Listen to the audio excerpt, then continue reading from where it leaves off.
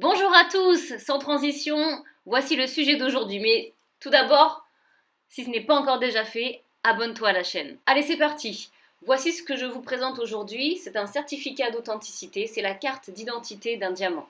À l'intérieur est détaillée la valeur du diamant. Alors il y a beaucoup d'informations, donc il faut prendre le temps de tout lire et de tout comprendre.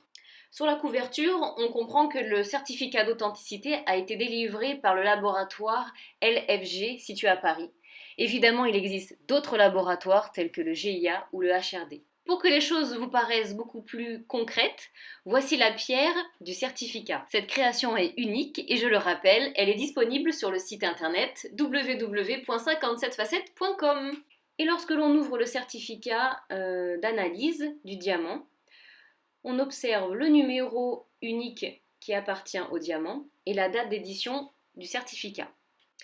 Il est écrit par la suite que le diamant a une taille brillante, donc une forme ronde, avec 57 facettes. On observe ensuite les dimensions qui sont très précises et on peut interpréter que par endroits, le diamètre n'est pas identique. Le certificat indique son poids, donc mesuré en carats, 0,95 carats, sa couleur F, la pureté SI1 et la taille est nommée comme bonne. Si pour ces 4 caractéristiques il vous faut plus d'explications, sachez que vous avez une vidéo spécialement dédiée aux 4C. Je détaille et j'explique beaucoup plus. Le polish est indiqué comme bon. Alors le polish, c'est vraiment la finition, la brillance du diamant que l'artisan va apporter à la matière. Donc la symétrie est bonne et la fluorescence, visiblement, est inexistante. Alors la fluorescence, qu'est-ce que c'est? C'est un rayon ultraviolet invisible à l'œil nu qui se transforme en lumière visible. Il est écrit que la pierre est classée en catégorie 1A.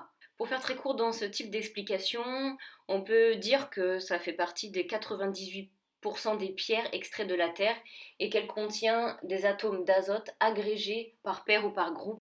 Ensuite, on voit dans les petits carrés noirs cochés qu'ils ont utilisé un spectromètre, un microscope et un diamant view. Je tiens à préciser que c'est un diamant naturel et seuls les laboratoires peuvent les authentifier. Petit mémo d'échelle de pureté et de couleur. Puis lorsque l'on passe sur la page suivante, je dirais que tout ce qui a été expliqué précédemment est schématisé.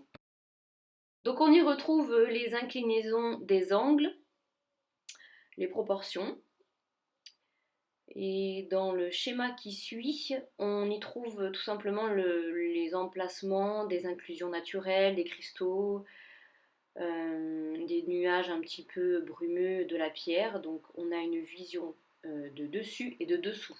Puis vient la signature de chaque personne qui se sont engagées à donner leur analyse sur cette pierre unique. Voilà, j'espère que cette petite analyse vous a plu, vous a transporté dans un univers précieux et mystérieux qui est le diamant. Voilà, je vous dis donc à très bientôt pour une prochaine vidéo. Évidemment, n'hésitez pas à vous abonner, à liker et à partager, puisque c'est un soutien qui fait plaisir. À très bientôt. Bye.